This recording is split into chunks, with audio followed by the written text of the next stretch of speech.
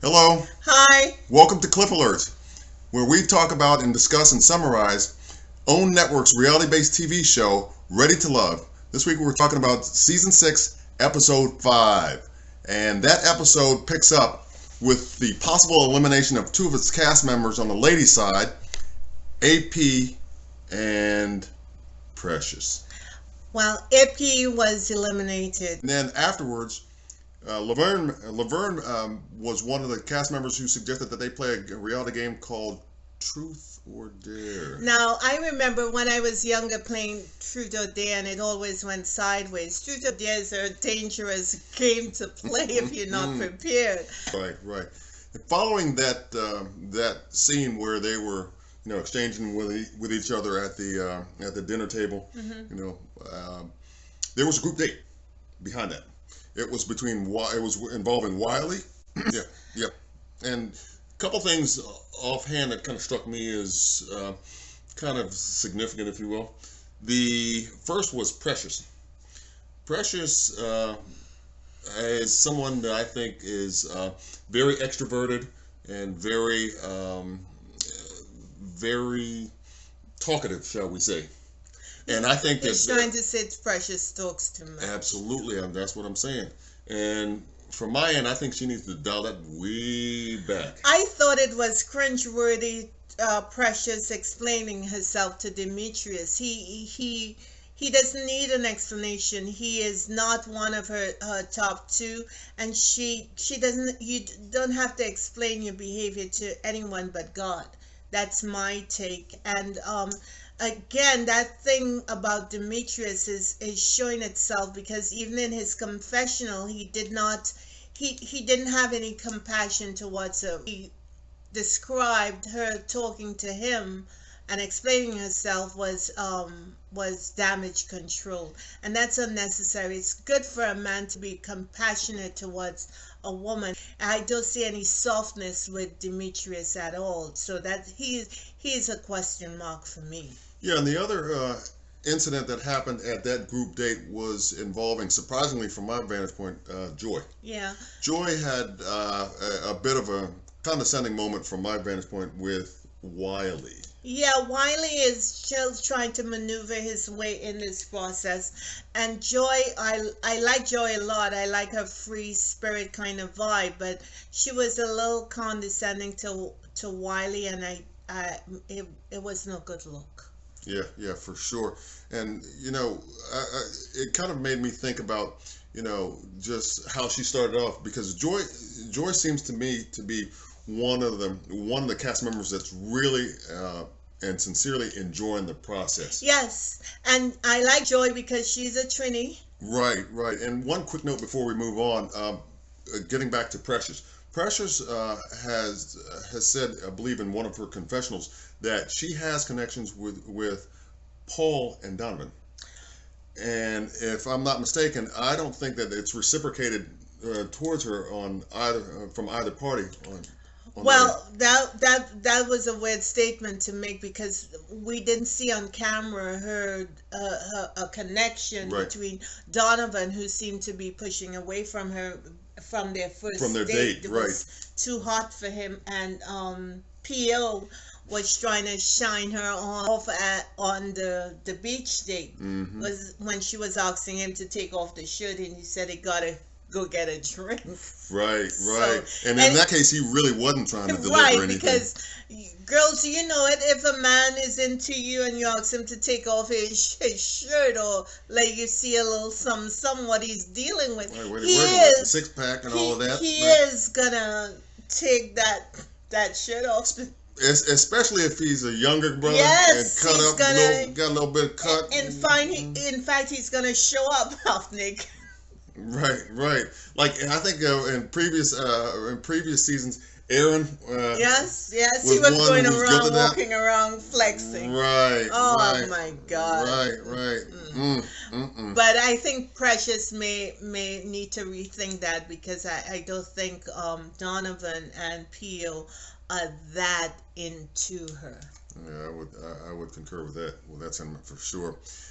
Following that group date, Sabrina had an opportunity to come back and meet with Tori one-on-one to kind of explain, maybe in her own words, what happened and why she reacted the way that she did at the beach house dinner with Demetrius and Tori.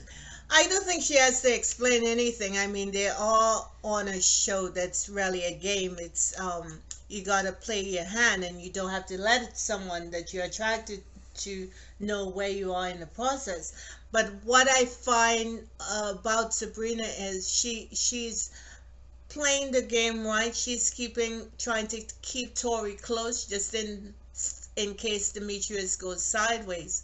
But she clearly is more into Demetrius than Tori, and Tori really needs to move on, because based on that meeting, he had some sort of emotion. He showed some sort of emotional feelings towards her, and I thought it would have been best if he kept that on lock. He should have showed up as a confident man, and I didn't see that at this dinner that she had with him. I think about it a little differently. I just think that he was in search of an explanation based on what he thought he was experiencing with Sabrina in terms of their getting to know one another and liking each other, and feeling one another, and having all the signals point to moving ahead with that, with the exploration of that and what that actually means. Yeah, but I just didn't like him being that vulnerable with Sabrina at that time, because he should have kept that back.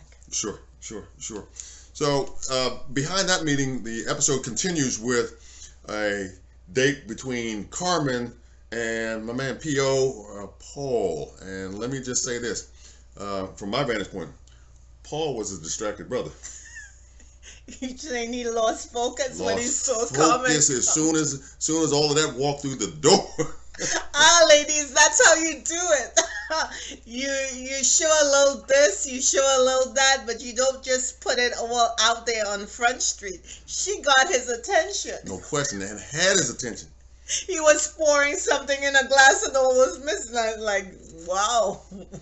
What do we have here? It was one of them good Googa Mooga moments. And Carmen knows how to work it. She was so feminine. She was so soft. She was really playful. It's unlike what we saw when she had a date with Laverne. Yeah. She had that masculine energy stuff to match him.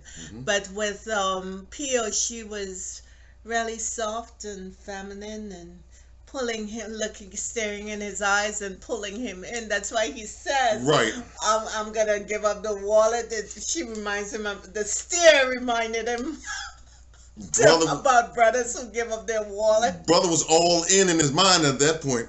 He was all in. What I mean? Yeah. And it seemed like he's been there before. Definitely. I'm just saying. But Carmen knows how to put it on you. Yeah. And their date, from my vantage point, proceeded. It was fun. It was flirtatious. From both ends. Although I kind of was a little taken aback a little bit by him asking if she wanted his pickle. That was incident. A double entendre kind of vibe. But, that was a little awkward moment from my vantage point. I don't think it necessarily needed to go, in that, sexually suggestive route. I just think that it was, with the way that things kind of started off, it could have gone there and continued on without that component to it. Well, both Carmen and Paul are sexual, so they are gonna get in that conversation wherever they can. You could tell that. And Carmen certainly didn't mind. She didn't mind being fed by him, and he enjoyed as well. Exactly. Okay. That's correct. All right. I agree. Behind that, Tina had a date with Donovan, and there were some things that caught my attention regarding that as well. What was that? Well, one, I think Tina made it kind of clear to me that she is not really checking for the younger guys. Wiley. She wasn't checking for Wiley. Right. She's more interested in not only an older guy, but somebody who's more established, maybe financially and has a little bit more experience than maybe guys her age. Yeah, because when she was asked to do a truth or dare when they were back at the beach house, she did go over and touch Pio to indicate that he was one of the people that she was interested in. And Tina gives the vibe that she really is looking for someone who can take care of her. That's fine, but Tina said she came out of a toxic relationship. Hmm. So my thing on the dinner with Donovan is, why is she asking a man she does not know to do a vision board with her? Yeah, that seemed a little awkward and a That little was presumptuous, right? right, because in a relationship, if it's toxic, there are two people, and you are one of them.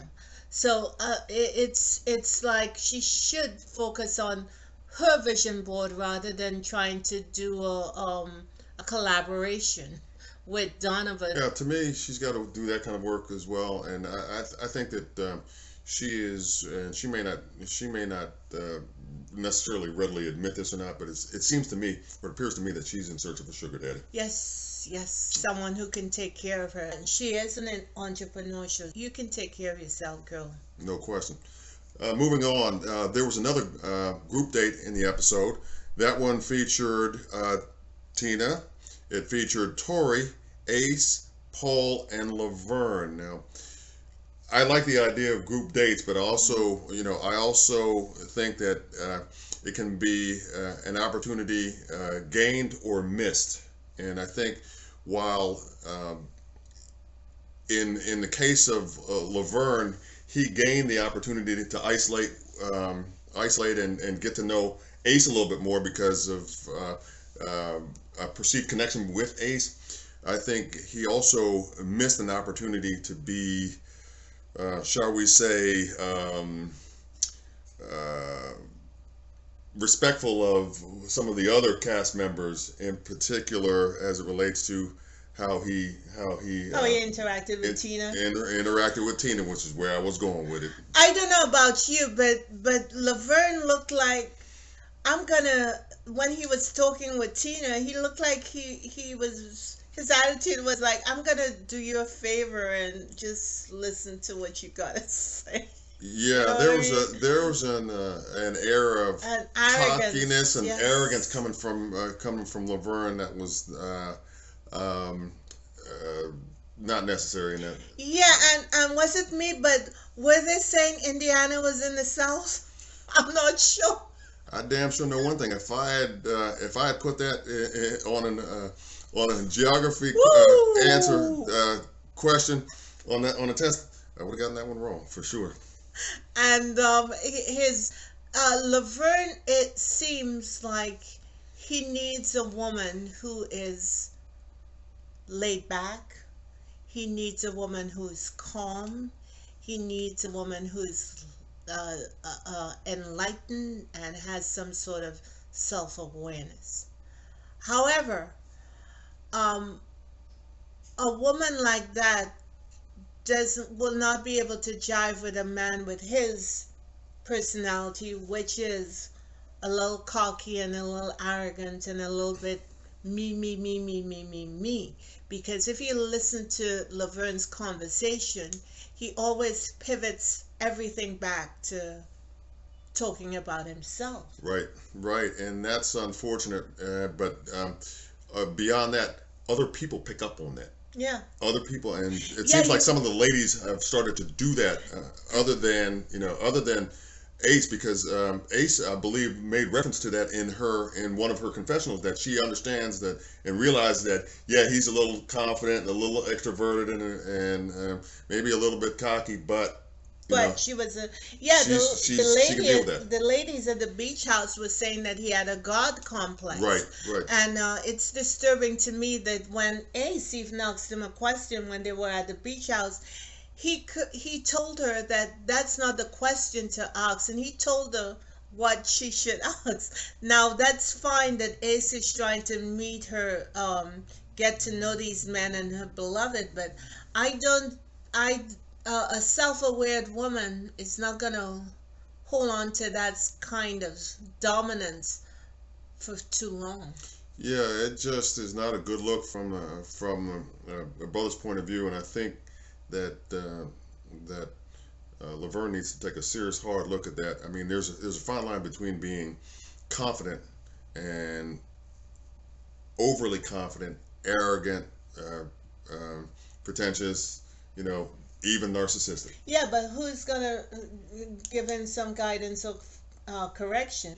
He thinks what he's doing is fine for Laverne. Well, here's the thing. I think I just have a sneaky suspicion that um, women or the right woman may be able to make that point to him and, All and, right. and get him to understand that. Okay, because if Laverne continues, that's a series of cliff warnings and alerts that he has been ignoring for a long time. Get near that edge, brother. Better be careful. Better be careful. So that's all I'm gonna say about that. Right, right, right. Well, we'll see what happens moving forward for sure, for sure. After that group date, the episode takes the viewers back to the ladies' lounge for deliberation and possible selection of cast members on the guys' side who are up for elimination. And that was interesting because Nephew Tommy talked about, you know, who the ladies were feeling, but then he also, as he normally does, talks to the ladies about who they're not feeling. And there were some interesting things that happened in that exchange. One of the things that I thought was interesting was the comment that Carmen made to Joy regarding Clifton. Yeah, comment. She put that little annoying gnat in Joy's ear. She just laid that down so smoothly, and we know it's gonna take root. Joy is gonna be picking to see what the hell did she put on. Right, that's annoying her. Yeah, That's yeah, like a annoying. gnat in the ear. I see some uprisings getting ready to happen. Yeah, it was an interesting little jab, if you will, Yeah. at one of the other ladies. You know, in anticipation of something that may be coming down the road Yes, in the way of conflict. yes, We'll see. and Carmen knows how to play the angles, and Joy may know how to play the angles as well, but that rising in her has not yet occurred. Right, but So it's going to be interesting to see if Carmen pursues it, because Carmen was really telling her, you can have Clifton if you want for now. for now is the operative phrase. Really for now. Right, right, exactly. So we'll see what develops from that scenario, from that situation. The long and short of the ladies' deliberation was that the two guys that are up for possible elimination in this episode are my homeboy Wiley from DC and Laverne. Yeah, I think Wiley didn't get a fair shake. I know he said he liked older women because he may not like the young girl vibe that he has been getting, but I think he was misplaced in this particular show. There was no one there for him, and they nephew Tommy said they brought in Tina for Wiley, but clearly Tina is into older guys based on her conversation with Donovan and PM. Right, and that you know is one of the things that I think made Tina, from my vantage point, look a little disingenuous with her blind date meeting with Wiley from the very beginning, and I think that while she may have been pleasantly surprised by what she saw and pleased with it, I think that she has clearly made it, known to anyone interested that she's into older guys. Maybe again that sugar daddy vibe that I think she has and is giving off to other people, and not really interested in guys her age because of the fact that she has a daughter and that she's been recently out of a toxic relationship that she expected to go one way, which didn't, and now she's kind of setting her sights on older guys. Well, I wish Wiley well. I liked him. He's a handsome young man, and his beloved is out there. The power of attraction will bring her to him. I mean, I don't agree. You wanted them to bring him back on Yeah, the I show. think that would be a reasonable kind of solution for that cast member, because I don't think he's been treated fairly on that. And you just said it, but you think that he is better served on his own. Ready to Love is really not really real. It's just a game. It's just a edited, heavily edited game. I mean, I don't know any couples that came out of this um, yet, with the exception of one that really still have a relationship going on. Yeah, and I think that that kind of bespeaks the process that they have to go through. It's a condensed process which Hmm. happens quickly, and that's it makes a good start for a good start, Right. and maybe a good show depending on your perspective. But in terms of a real authentic relationship, it's just the very beginning of sure. Use those tools when they leave the show to go out to find someone who they can really have a relationship and a life Hmm. with. Right. So the episode concludes by I think it's Precious talking with Laverne. Laverne, Yes. and was The it Kia. the Kia meeting with Wiley to Yeah. let them know, Who what the is ladies going? had decided about who would be eliminated and is technically not ready for love. Right. Hmm. Precious was direct with Laverne. Laverne. Mhm. However, Laverne is not in the place to receive anything. Well, I mean, he's just not. That's not who he is. That's not who the cameras have allowed us to see. I think he reacted defensively regarding what the consensus response was from the ladies in the ladies' lounge about who he's shown himself to be so far. They described him as being guarded. They described him as being a little narcissistic, Hmm. and how they were wanting to see you know a different side of him and more of him, Hmm. and he kind of tried to justify his guardedness as it relates to him relating to the ladies by saying, hey, look, I don't trust any of them, and that they haven't earned that trust, so that until such a point came along, he was not gonna give them uh, that privilege, I guess, to Right. get to know him. There go the attitude he had when Right. he was talking to Tina. Right. Like, I'm doing you a favor just to have you talk to me. Right. He does give off that little obnoxious It was kind arrogant. of. It was arrogant for sure, from my vantage point, and it's not a good look. It will do just the opposite of what it's intended to do. Instead of bringing people toward you, it will push people away from you, That is true. and that's what I think may be an unintended consequence of that kind of stance or posture.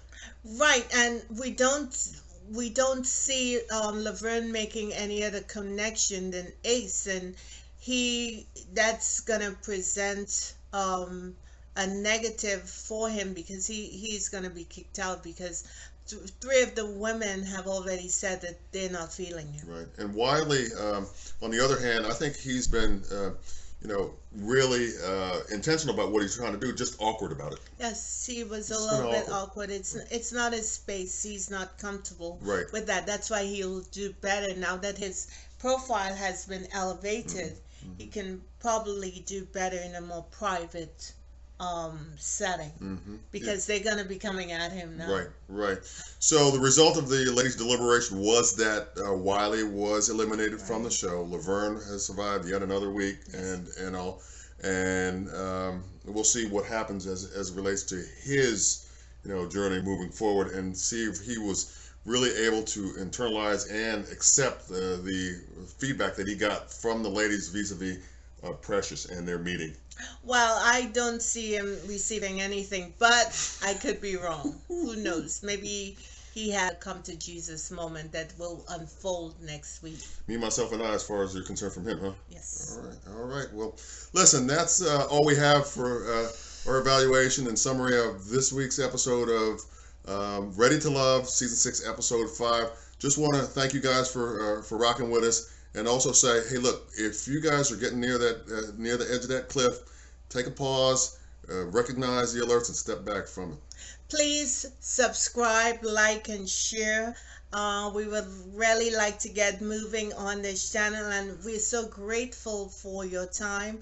And I want you to know what I know for sure: this world will not be as great as it is without you. For sure. Have a good week. Bye. Bye.